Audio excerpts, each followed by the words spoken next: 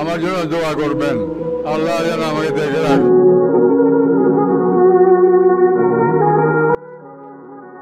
বাংলা সিনেমার কিংবদন্তি অভিনেতা প্রবীর মিত্রের মৃত্যুর খবরে শোকাহত দেশের শোবিজ অঙ্গন সহ তার ভক্ত অনুরাগীরা।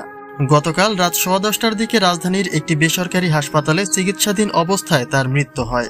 তবে অভিনেতার শেষ বিদায়ের সকল আয়োজন হবে তার শেষ ইচ্ছায়। হিন্দু সম্প্রদায়ের এই অভিনেতার মৃত্যু ঘটনায় দাফন নিয়ে কি সিদ্ধান্ত নেওয়া হবে তা নিয়ে ছিল অনেকের প্রশ্ন। তবে অভিনেতার পারিবারিক পক্ষ থেকে এবার পরিষ্কার করা হয়েছে তার বিস্তারিত।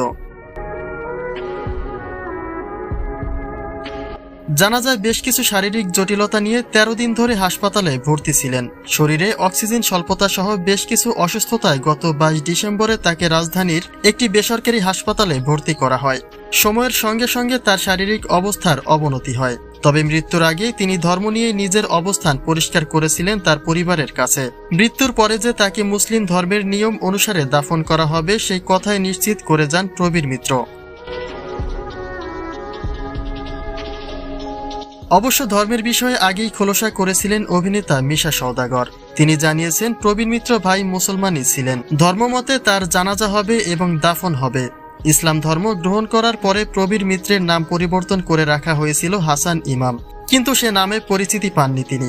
আমৃত্যু প্রবীর মিত্র হিসেবে সবার কাছে পরিচিত এই অভিনেতা।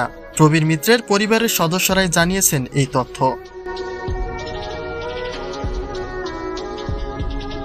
দাফন নিয়ে অভিনেতার ছেলে মিঠুন মিত্র গতকাল রাতে জানান, রাতে গোসল শেষে ফ্রিজার গাড়িতে প্রবীর মিত্রের লাশ ধানমন্ডির বাসায় রাখা হবে। আজ বাদ জোহর এফডিসিতে প্রথম জানাজা হবে।